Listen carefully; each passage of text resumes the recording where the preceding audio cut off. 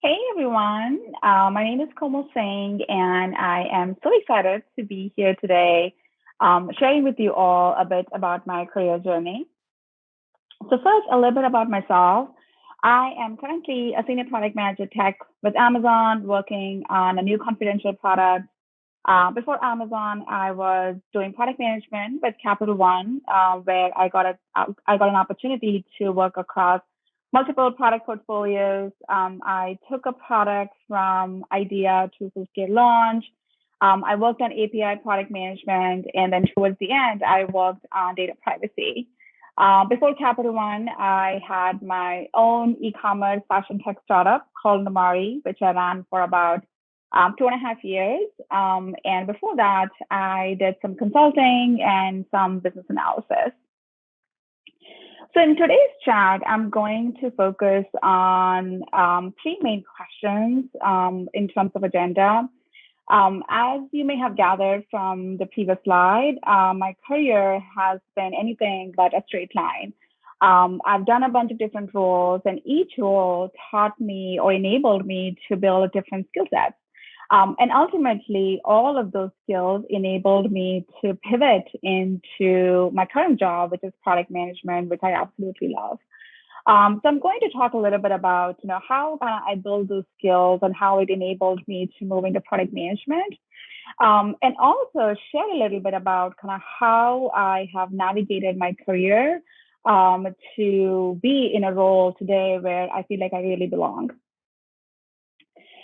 So I have an engineering degree, and I started my career as a software developer. I really, really liked the problem-solving aspect of the role, but the role did not allow me, or I felt like I was kind of not getting the why part. I was more interested in knowing why we're building what we're building, and the role didn't quite allow for that. And also, it wasn't a role for my personality. I didn't like the fact that I was kind of sitting and coding. I wanted to kind of be more understanding the problem and kind of being part of the solution and understanding the why behind what we're doing. So I pivoted from being a software developer to being a business analyst, where I got a little bit of that opportunity to move into and understand the why part. And some of the skills I developed where in this role is really understanding the importance of clear and effective communication. So my role was this bridge between my offshore development team, and I was working with a client.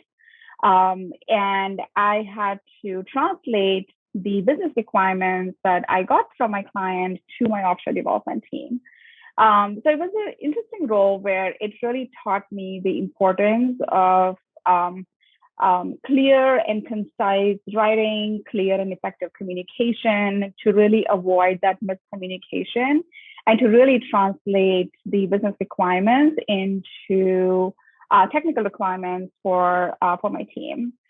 I did that for a couple of years, and then I got my MBA, and during my MBA, I really wanted to move into consulting. I thought I was going to be a consultant, and I did. I moved into consulting, where I developed the skills of listening. I really understood the importance of paying attention, because a lot of the times, your clients will tell you that they have a certain problem or they need a certain solution. And when you really listen and when you ask the questions and when you peel the onion and go deeper and deeper, you recognize that the problem may be something different. And really being able to pinpoint on that is extremely important as a consultant so that you can recommend and you can actually build the right solutions for your clients. So I really understood the value and kind of the skill of deep listening, paying attention, diving deep into my client's business and requirements and things like that. And after consulting, I moved into startup. Like I mentioned, I launched my own e-commerce fashion tech startup. And startup in many ways is this ultimate learning experience. I learned so many skills. For example, like delighting customers, really having that customer empathy, and how do you work backwards from customers? How do you make decisions like fast, knowing that you don't have all the data, knowing that the decision you could be making may not work out, like you still have to make a decision. And also like prioritizing and leading teams, all those skills kind of like I developed when I ran my own startup. So as you can see, like, every role allowed me to develop a different skill set. And ultimately, all of those skills translated into key product management skills. So if you look at like, so what are some of the skills required to be a successful product manager? It is effective communication, being able to prioritize, being able to influence, across levels, having the customer empathy, having an understanding of the business, having technical aptitude. So even though I didn't do a direct product manager role previously, I had built the skills in different roles, and all those skills ultimately enabled me to pivot into product management. So when I think about career satisfaction, I think about this fine balance between passion and skill. So if I had to chart out my career and the roles I've done across this like passion and skill chart, like what I see is product management being in this upper right, where I really enjoy the role. I have a lot of passion for building amazing products, understanding the customer needs, and kind of solving that.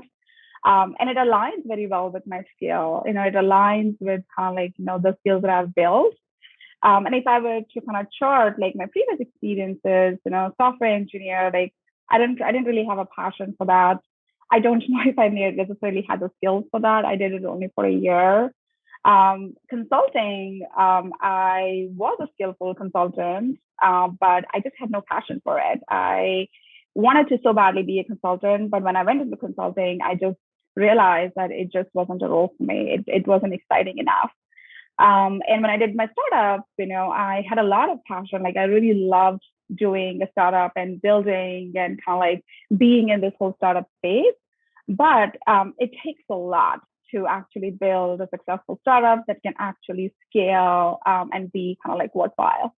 So for me, like, doing all these roles, like, and pivoting allowed me to have a career which is in this upper right corner where it is the perfect balance of passion and skill. And when you think about product management itself, it is, to me, like it is a combination of kind of these three circles, human, business, and technology. And it's really at the intersection of all these three things. Being able to understand like a human problem, like a human need, being able to understand the technology spectrum so that you're able to provide the right solutions that can actually scale, and being able to understand your business so that you're building a product that actually aligns with your company's vision and mission.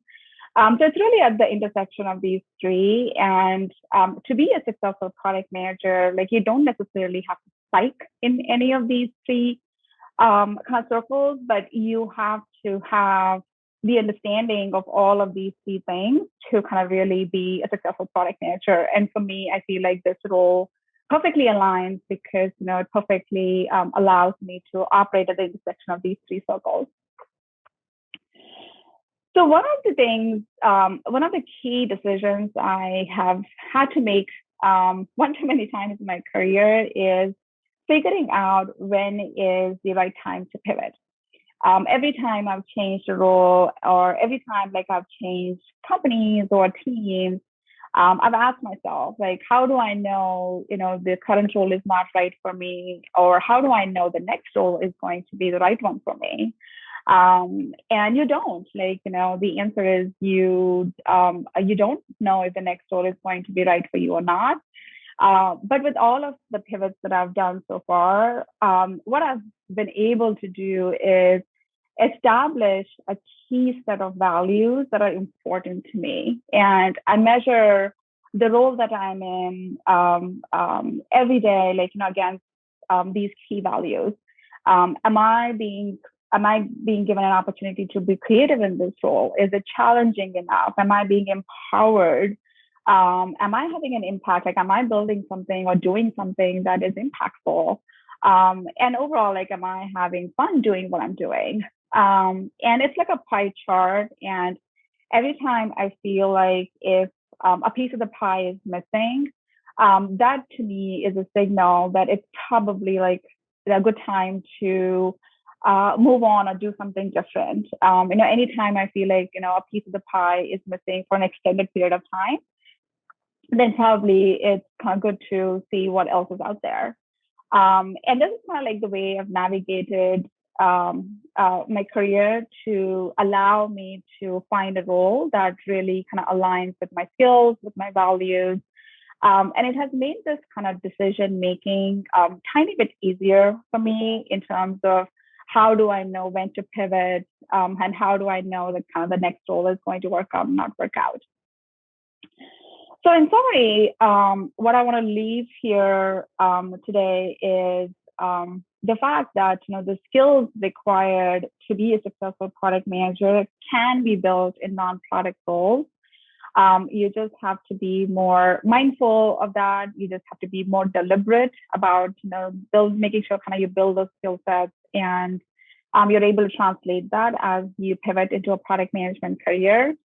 And for some of us, like, our careers will be a straight line. And for some of us, our careers will not be a straight line. And we're going to have to pivot and maneuver to really find that perfect balance of passion and skill. But I do encourage, folks to do that, because once you do that, you will really find yourself in a role where you really feel like you belong, because that has happened to me. And constant self-reflection, having a set of values, which has worked for me, and kind of being kind of honest as you're self-reflecting, will allow you to determine kind of when is the right time to pivot, and being purposeful when you pivot, being purposeful of kind of like what you're looking for in your next role. With that, thank you so much for your time today. You can find me on LinkedIn. It's Komal Singh. And thank you all.